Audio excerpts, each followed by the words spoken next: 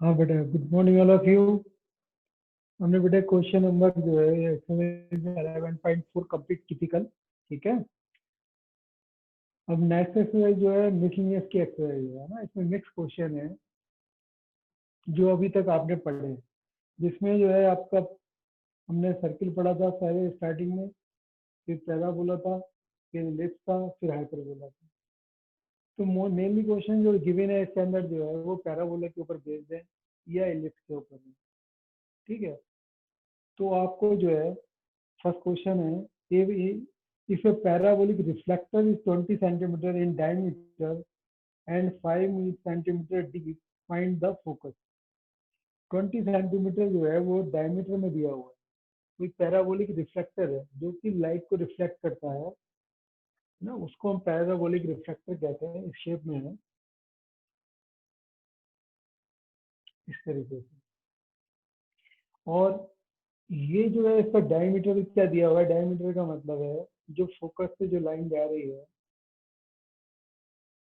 वो आपका 20 मीटर है, यानी कि एक सर्कल बनना है यहाँ पर इस तरीके से। वो 20 मीटर है टोटल, और ये 5 मीटर डीप है।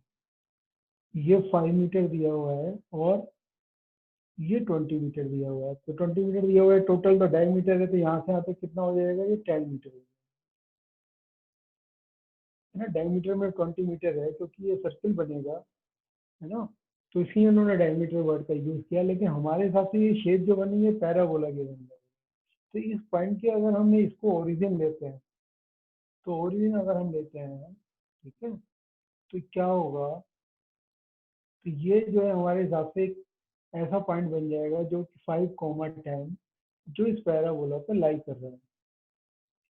ये पैराबोलिक रिफ्लेक्टर है, ठीक है।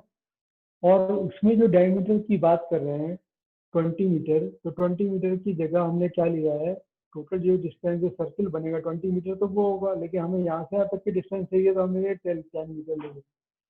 और 5 मीटर में या सेंटीमीटर में देख लेते हैं। सेंटीमीटर में दिया हुआ है, तो दोनों ही यूनिट सेंटीमीटर में, उसको कोई फर्क नहीं पड़ता। आप सेंटीमीटर में है तो सेंटीमीटर में आप लिखिए उसको। ठीक है। ये भी सेंटीमीटर है और ये भी सेंटीमीटर है, तो उससे कोई फर्क नहीं पड़ रहा है। यूनिट आपकी जो भी यूनिट है उसी यूनिट पे हमें इसकी इक्वेशन निकालनी है ना। क्वेश्चन में क्या है, फाइंड द फोकस निकालना है। सॉरी, फोकस हमें फाइंड आउट करना है। तो फोकस क्या होगा, ये हमारा पैराबोलिक शेप में है, तो पैराबोला का फोकस हमें फाइंड आउट करना होगा। इसकी जो शेप है वो Y square is equal to 4x की टर्म में है, कि क्योंकि ये पॉइंट इस पे लाई कर रहा है, तो ये पॉइंट 5, 10 इसको सेटिस्फाई करेगा। तो x की जगह हम 5 और y की जगह 10 पुट करते हैं, तो क्या हो जाएगा, 10 का square is equal to 4 ax। की जगह कितना आ गया, 5 आ गया, यानी कि a की वैल्यू कितनी हो गई, 100/5 हो गया 20, यानी कि कितना आ गया 5।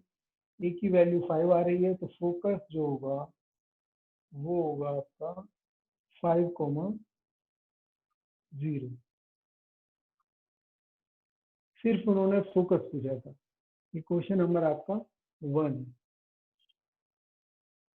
फिर क्या है बेटा, नेक्स्ट क्वेश्चन, इसको दोबारा बताने की जरूरत है, दोबारा बता देते हैं। ये आपका दिया हुआ था, if A parabolic reflector is 20 centimetre deep, है ना। ये 20 सेंटीमीटर जो है इन डायमीटर है और 5 सेंटीमीटर ये डीप है, इसकी जो गहराई है। फाइंड द फोकस, फोकस निकालना है क्योंकि पैराबोलिक रिफ्लेक्टर है, तो पैराबोलिक, ठीक है, पैराबोला की जो इक्वेशन है उसको सेटिस्फाई करेगी। पैराबोला की इक्वेशन इस फॉर्म में होता है, तो हम क्या लेते हैं, Y square is equal to 4x लेते हैं, क्योंकि हमने ये पॉइंट हमने फाइंड आउट कर लिया जो कि पैराबोला पर लाई करेगा। उससे हमने ए की वैल्यू फाइंड आउट कर ली, ए की वैल्यू पता चल गई, तो हमें फोकस पता चल गया। फिर क्वेश्चन नंबर सेकंड है, an arc in the form of A parabola and it's vertical axis, its axis vertical. The arc is 10-meter high and 5-meter wide at the base. How wide is it 2 meters from the vertex of the parabola? An arc in the form of A parabola with its axis vertical. इसका जो axis है वो vertical है, ठीक है, और arc is 10 metre high and 5 metre wide है at the base. मतलब ये इसी तरीके से दिया हुआ है, ये पैराबोलिक रिफ्लेक्शन जो है ये इसकी शेप आप ऐसे समझिए, ठीक है। तो ये जो टोटल जो दिया हुआ है, an arc in the form of A parabola with axis vertical, axis क्योंकि वर्टिकल ले रहा है हमने तो एक्सिस हमने वर्टिकल ले लिया, और the arc is 10 metre high और 5 मीटर वाइड। तो यहाँ पर 10 मीटर हाई लेते हैं, ये अगर हाइट हमने 10 मीटर ली और 5 मीटर ये वाइड है पूरा, ठीक है। तो ये इसके कोऑर्डिनेट अगर हम इसके लेना चाहें, इसके कोऑर्डिनेट क्या हो जाएंगे, ये हमने 10 ली है और ये हमने क्या ले रहे हैं 5, तो टोटल जो है ये टोटल वाइड है 5, ये कितना हो जाएगा 2.5 हो जाएगा। तो इसके कोऑर्डिनेट अगर हम लेते हैं तो 2.5 कॉमा 10 लेने पड़ेंगे। हम इसको ओरिजिन लेते हैं तो, है ना, यहाँ पर अगर हम ओरिजिन ले रहे हैं, वर्टेक्स ले रहे हैं, है ना, एक्सिस ले रहे हैं, यहाँ पर हमने ओरिजिन लिया है, ठीक है, और ये वर्टिकली हमने बनाया है इसको, एक्सिस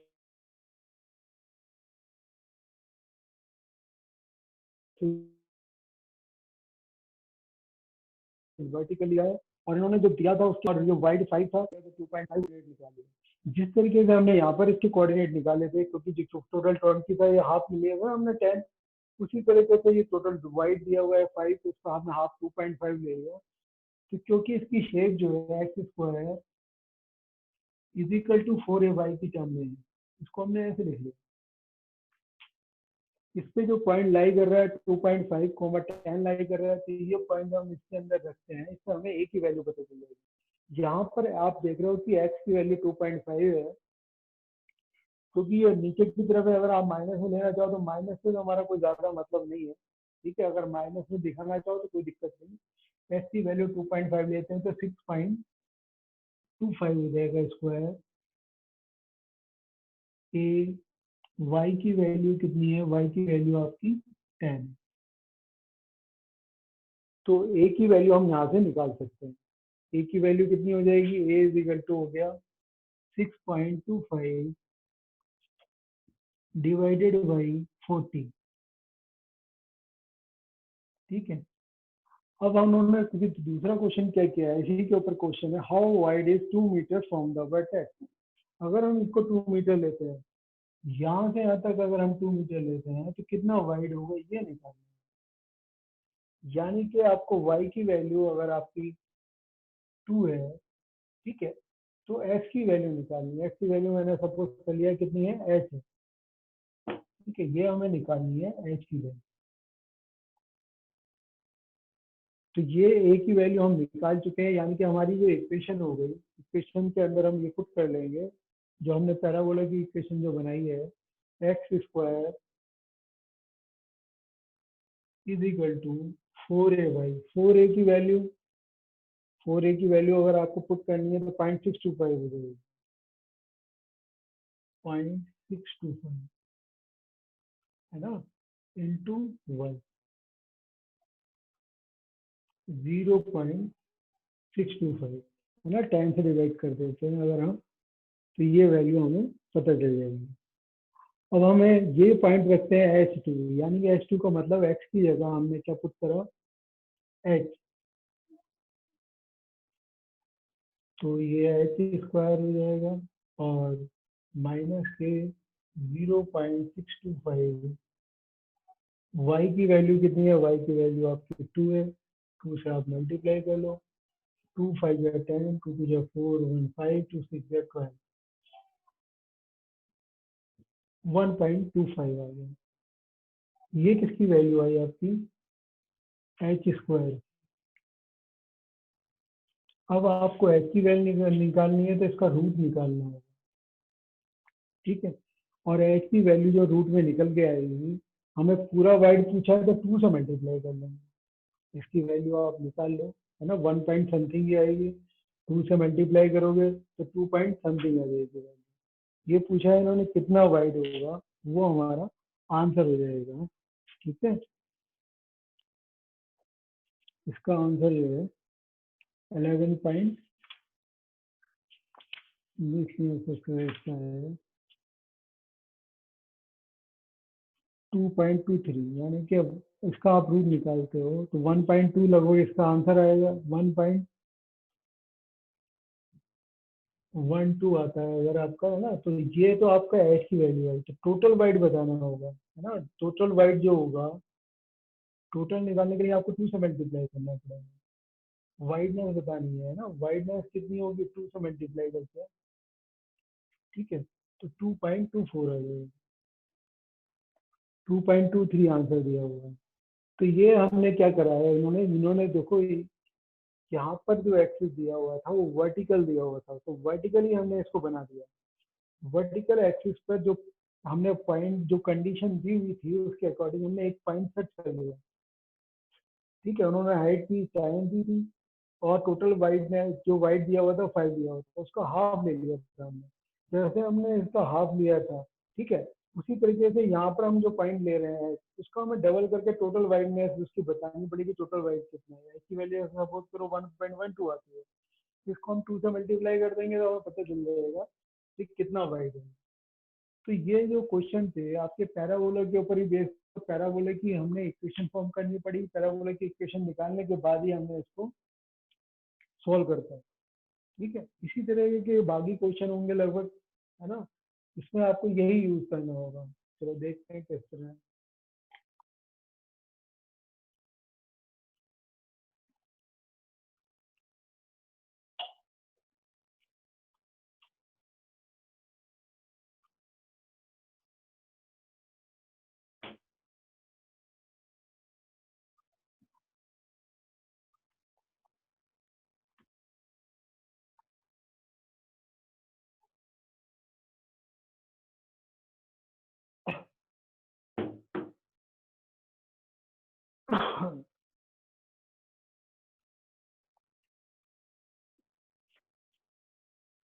देखो बेटा, थर्ड क्वेश्चन है, the cable of A uniformly loaded suspension bridge Hanks in the form of A parabola. कोई केबल है जो कि, है ना, हैंग, जब भी कभी हम हैंग करते हैं तो इसकी शेप में हो जाता है ना। कोई भी आपकी जैसे टाई करोगे, इधर टाई करोगे, जो उसके वेट की वजह से थोड़ी नीचे की तरफ आ जाती है, वो जो शेप बनती है वो पैराबोला वाली शेप हो जाती है। The cable of a uniformly loaded suspension bridge hangs in the form of a parabola. The roadway, which is horizontal and 100-meter long, is supported by a vertical wire attached to the cable, the longest being 30 metre. ये जो wire है इनको 30 metre नीचे से support दिया गया है,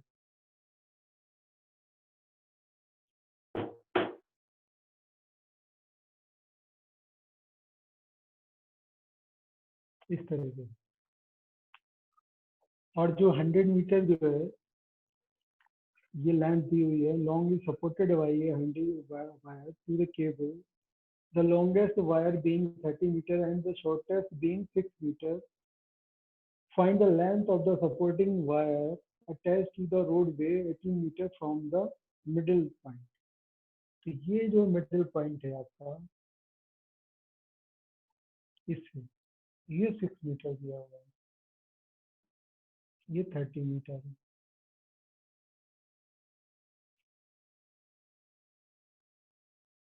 और ठीक है, ये जो शेप है आपकी पैराबोला की शेप में है, इसके कोऑर्डिनेट अगर हम निकालना चाहते हैं तो इसका कोऑर्डिनेट निकालने के लिए हमें क्या करना होगा, टोटल ये 100 मीटर है, तो ये टोटल 100 है, तो यहाँ से अगर हम यहाँ पर वर्टेक्स लेते हैं, इसको हमने वर्टेक्स यहाँ ले लिया, है ना, यहाँ पे वर्टेक्स। तो वर्टेक्स अगर हम यहाँ लेते हैं तो इसके कोऑर्डिनेट क्या हो जाएंगे, इस वाले पॉइंट के कोऑर्डिनेट। तो यहाँ से यहाँ तक का 50, पूरा 100 है ना ये, तो यहाँ से यहाँ तक का कितना हो गया, 50 हो गया। तो ये तो हो गया 50 एक्स की वैल्यू।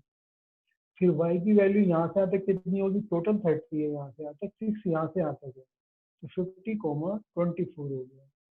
ये अपवर्ड डायरेक्शन में दिया हुआ है, तो हमने इसकी इक्वेशन को X square is equal to 4ay ले लिया। तो यहाँ पर जो कोऑर्डिनेट है एक्स की वैल्यू 50 है तो 50 पुट कर दिया, 50 का square is equal to 4 Y की वैल्यू कितनी है 24। तो 50 का स्क्वायर कितना हो जाएगा 2500 डिवाइडेड बाई 24। ये 4a की वैल्यू हो गई। 4a की वैल्यू हमें इसमें पुट करनी होगी तो 4a में ही रहने दिया। तब इसकी इक्वेशन हो जाएगी x square is equal to 4a y. 4a की वैल्यू कितनी है 2500 डिवाइडेड बाई 24 वाई। अब ये कह रहे हैं कि उसके बाद उन्होंने क्वेश्चन में क्या पूछा है कि हाउ वाइड, ये बताना है आपको, find the length of the supporting wire attach to the roadway 18 metre from the middle. 18 metre from middle लेते हैं, यहाँ से अगर हम लेते हैं 18 मीटर तो कितना वाइड होगा, कितनी इसकी लेंथ होगी ये बताना है। 18 मीटर यहाँ से, सपोज करो ये 18 मीटर यहाँ तक है, तो ये आपको ये पूरी डिस्टेंस बतानी होगी यहाँ से। लेकिन पहले हम क्या निकला, हमारी पेशेंट से निकलेगी ये वाली लाइन निकली, तो उसको हम 6 ऐड कर देंगे। तो यानी कि हमें ये पता है कि एक्स कोऑर्डिनेट तो 18 है, वाई कोऑर्डिनेट नहीं पता। वाई कोऑर्डिनेट को मैंने क्या ले लिया, सपोज करो के ले लिया। तो ये पॉइंट अगर हम रखते हैं तो हमें यहाँ से के की वैल्यू पता चल जाएगी। यानी कि एक्स की जगह हमें 18 पुट करना है, तो 18 का स्क्वायर 18 इंटू 18 हो जाएगा 324, 2500 24 इंटू के, ये वैल्यू निकालनी है। तो 324 को आप मल्टीप्लाई कर लोगे 24 से, जो भी मल्टीप्लाई करके आएगा उसको 2500 से डिवाइड कर दोगे।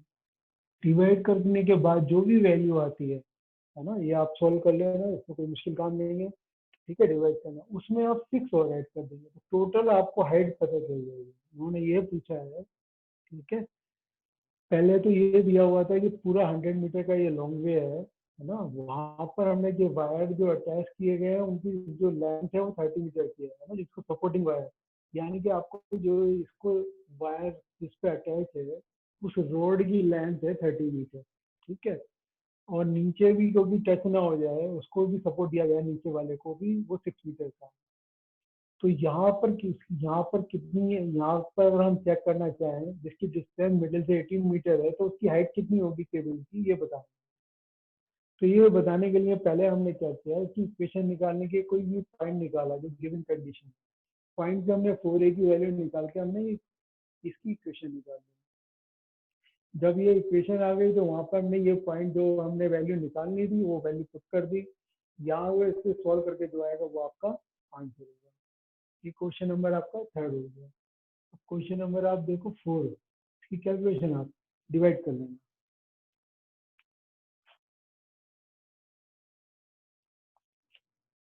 क्वेश्चन नंबर 4 में ये क्या है, an arc in the form of a semi ellipse if it is 10 metre wide and 2 metre high at the centre.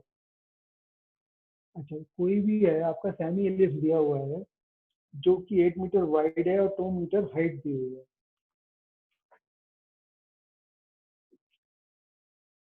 तो सेमी एलिप्स का मतलब है इस शेप में है ना। ठीक, टोटल जो वाइड है वो 8 मीटर है, यानी कि सेंटर आपका यहाँ लेते हैं तो ये पूरी डिस्टेंस 4 हो जाएगी। और ये जो है यानी कि पूरा 8 का मतलब हुआ जो हमारी इलिप्स की इक्वेशन होती है वो होती है आपकी x square upon a square plus y square upon b square is equal to 1 होती है। इस इलिप्स के अंदर ये पूरी जो लेंथ है वो कितनी होती है आपकी, मेजर एक्सिस की 2a होती है। तो 2a जो है वो दिया हुआ है आपका 8, यानी कि a की वैल्यू कितनी हो गई 4 होगी।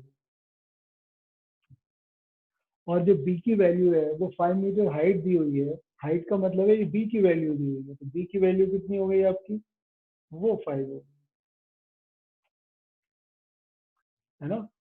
ये सेमी इलिप्स है, सेमी इलिप्स का मतलब है कि पूरा इलिप्स नहीं है, टोटल हाइट नहीं दी हुई है, टोटल बी नहीं दिया हुआ है, मतलब 2b नहीं दिया हुआ है, ये बी ही दिया हुआ है।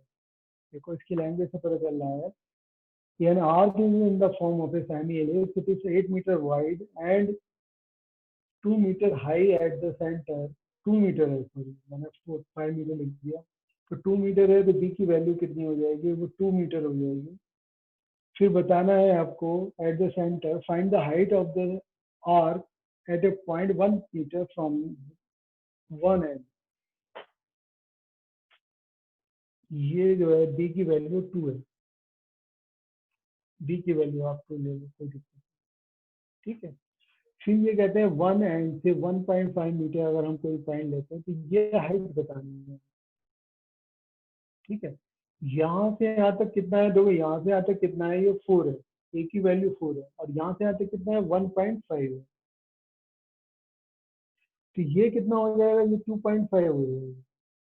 2.5 क्यों हो जाएगा, क्योंकि पूरा 4 है, 4 में से 1.5 माइनस करते हैं वन एंड से, तो कितना बचेगा, 1.5 बचेगा। यहाँ नहीं है, ये वाला जो पॉइंट है इसके कोऑर्डिनेट अगर हम ये सेंटर ले रहे हैं, ओरिजिन ले रहे हैं इसको, इसके कोऑर्डिनेट क्या होंगे, 2.5, और इसकी हाइट हमें निकालनी है तो इसको मान लो एच मान लो। ये पॉइंट भी कहाँ लाई करेगा, इलिप्स पे लाई करेगा, इसी इक्वेशन पे लाई करेगा। तो यहाँ से हमें पता चल जाएगा, यहाँ पर हमारी इक्वेशन जो है वो इलिप्स की इक्वेशन है, x square upon a square यानी कि 16 हो गया, plus y square upon b square यानी कि 4 हो गया, यानी कि इक्वल टू 1। अब आपको ये पता है एक्स की वैल्यू कितनी है, 2.5, तो एक्स की जगह आप 2.5 रख सकते हो, ठीक है। तो 2.5 अगर हमने रखा तो 6.25 हो जाएगा, डिवाइडेड बाई 16, प्लस वाई की मतलब ऐसे रखना चाहो आप ऐसे रखो, x square upon 4 is equal to 1। इसको सिंप्लीफाई करना, ठीक है। इसे सिंप्लीफाई कर लोगे आपको पता चल जाएगी एक्स की वैल्यू कितनी आएगी। एच स्क्वायर अपॉन 4 है, पहले एच स्क्वायर अपॉन 4 लिखोगे, ये हो जाएगा आपका 1 माइनस के 6.25, ठीक है, और डिवाइडेड बाई 16। तो यहाँ से आप 16 में से ये माइनस करेंगे तो कितना आ जाएगा, 0.75, और 15 में से 6 दिया 9.75 आ गया, डिवाइडेड बाई 16 है। तो एच स्क्वायर की वैल्यू आ जाएगी 4, ठीक है, 9.75 डिवाइडेड बाई 4 हो जाएगा, 4 से 4 कैंसिल हो गया, 4 से इसे डिवाइड कर लो, 4 टू जाए 8, कितना बचा, 1 4 4 जा 16, और 4 4 जा 16 लगभग, है ना, 2.24 आ रहा है। इसका रूट लोगे आप, है ना, इसका रूट लोगे तो कितना आ जाएगा, है ना, 2.4 है। अब इसका रूट लेके तो 1 पॉइंट समथिंग हो जाएगा आंसर, है ना। अब कितना आएगा आप रूट निकाल के आपका देख लो इसको, 2.4 का रूट निकाल दो, फिर 4 का 1 बन गया, 1 हुआ, मैंने फिर डेसिमल लोगे 44 लगाओगे, 1 का डबल 2 हो गया, ठीक है। तो किससे मल्टीप्लाई करें, 2 से कर लो, 1.2 लगभग आंसर आ जाएगा इसका, हाइट की वैल्यू, यानी कि हाइट कितनी होगी, अप्रोक्सीमेटली 1.2 होगी, ठीक है। रूट क्योंकि हमने जो डिवीजन लिया एक्यूरेटली नहीं लिया है, वैसे मैंने अप्रोक्सीमेटली बोल दिया। तो कैसे किया हमने, ये जो दिया हुआ था ये सेमी इलिप्स दिया हुआ था, है ना, सेमी इलिप्स दिया हुआ था, तो टोटल वाइड में, है ना, टोटल वाइड दिया हुआ था 2a, यानी कि मेजर एक्सिस की जो लेंथ हो गई वो 2a हो गई, 2a बराबर 8 है, तो ये इक्वल टू 4 हो गया। और उसकी हाइट जो है सेंटर से 2 मीटर दी हुई है, यानी कि हाइट सेंटर से 2 मीटर का मतलब है माइनर एक्सिस दिया हुआ है ना, सेमी माइनर एक्सिस दिया हुआ है, सेमी माइनर का बी की वैल्यू कितनी हो गई, 2 हो गई, ये हमने पुट कर दी वैल्यू। ये हमारी इलेक्ट्रिक की इक्वेशन आ गई। एक की इक्वेशन में अब हमें ये पॉइंट पे यानी कि वन एंड से 1.5 मीटर लेते हैं तो वहां पर हमें हाइट निकालनी है। तो यहाँ से हाइट निकालने का हमारे पास कोई फॉर्मूला नहीं है, हम तो सेंटर से ही निकाल सकते हैं। तो सेंटर से निकाल सकते हैं, तो सेंटर से डिस्टेंस कितनी होगी ये हमने निकाली, 2.5 है। तो सेंटर से डिस्टेंस 2.5 है, वहां पर हम हाइट निकाल सकते हैं। तो ये पॉइंट हमने इस पे रख दिया इलिप्स की इक्वेशन में, और इसको हमने सिंप्लीफाई कर लिया। सिंप्लीफाई आपके सामने ये किया हुआ है, इसके हिसाब से सिंप्लीफाई कर सकते हो, कोई मुश्किल काम नहीं है। सिंप्लीफाई तो आप खुद भी कर सकते हो।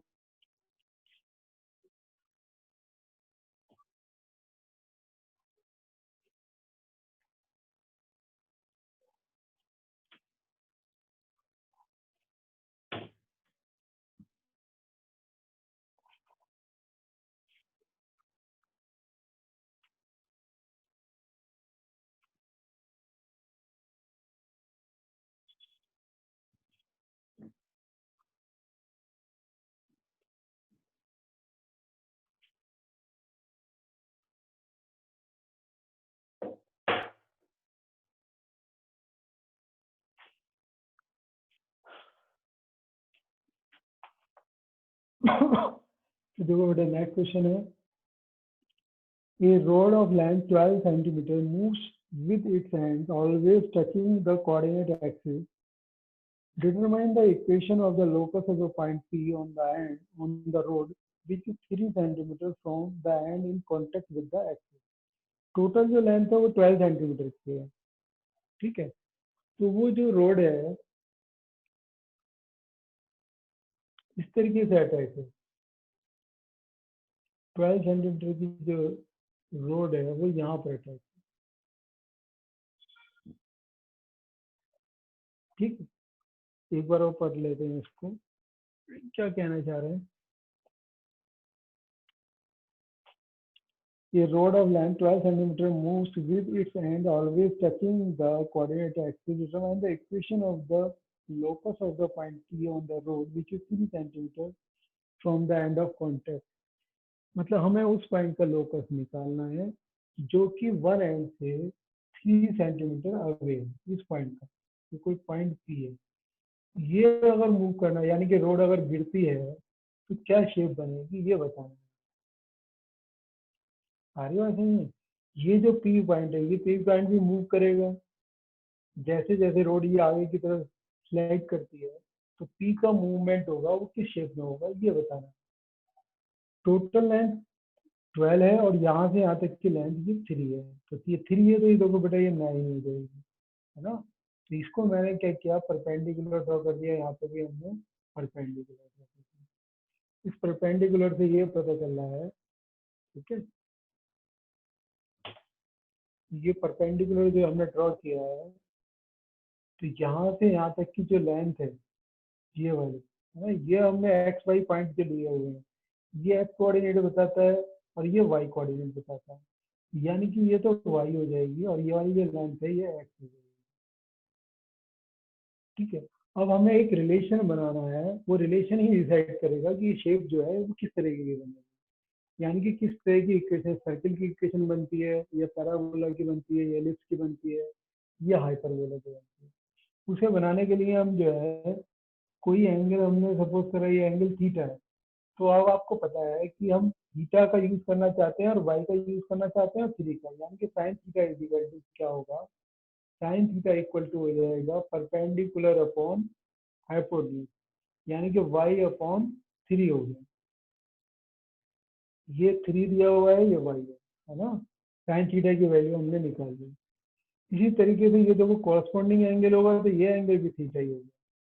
अब इस वाले ट्रायंगल में अगर हम यूज करते हैं तो cos theta is equal to कितना हो जाएगा, cos थीटा इक्वल टू हो जाएगा बेस अपॉन हाइपोटेन्यूज यानी कि x अपॉन 9 हो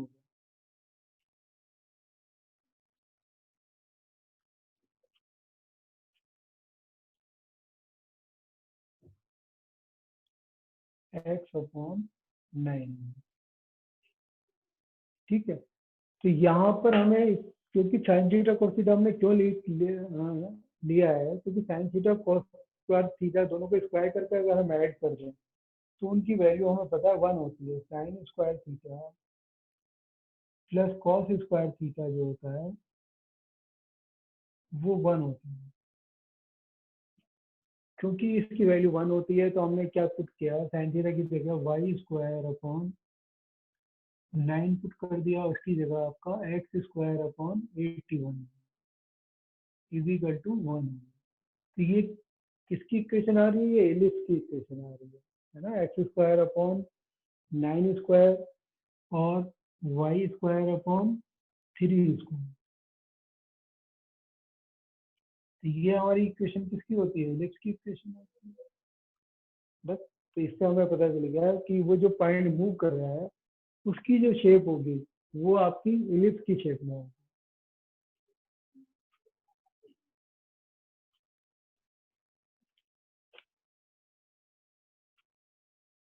तो ये क्वेश्चन नंबर बेटा मैंने 5 बताया है ना, एक क्वेश्चन नंबर और कर लेते हैं।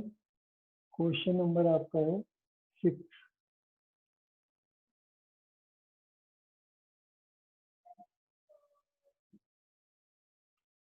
क्वेश्चन नंबर 6 में है find the area of the triangle formed by the lines joining the vertex of the parabola x square is equal to 12 by to the ends of the latest rectangle.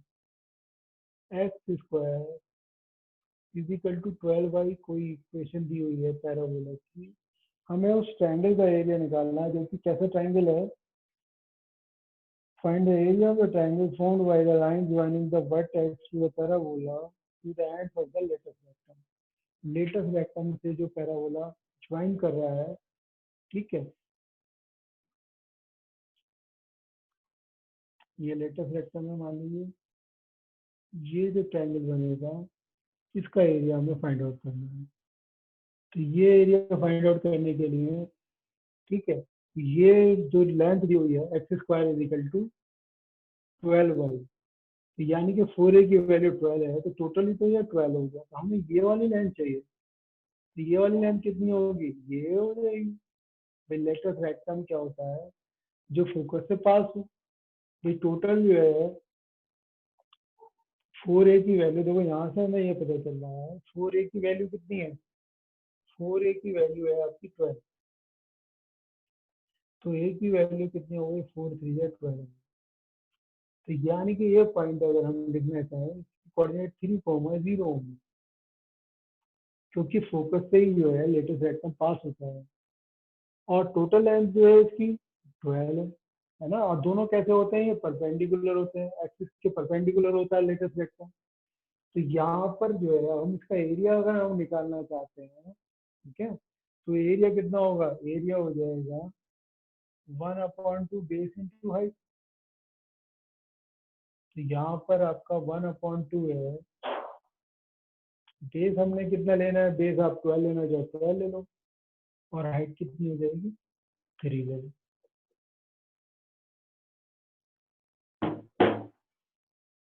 यानी कि कितना आ गया, 18 आ गया।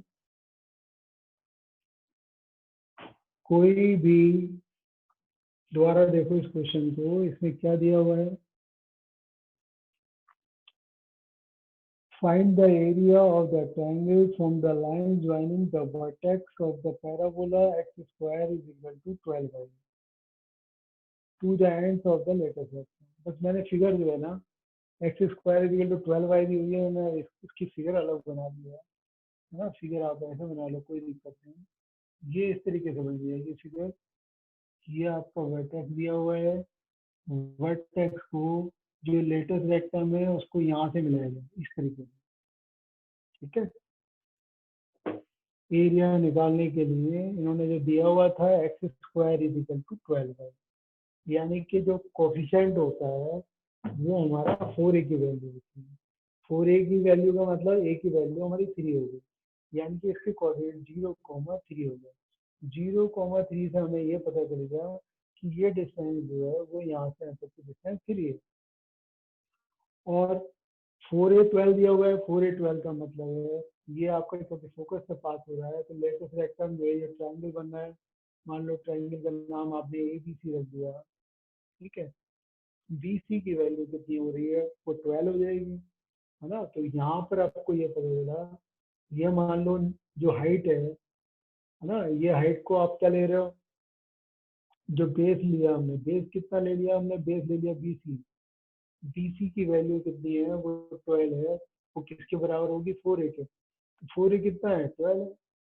अब height की बात करें, हाइट कितनी ली है, हाइट हमने ले ली, इसकी हाइट है जो बराबर होगी 3 के बराबर है ना। ये ट्रायंगल बनना है।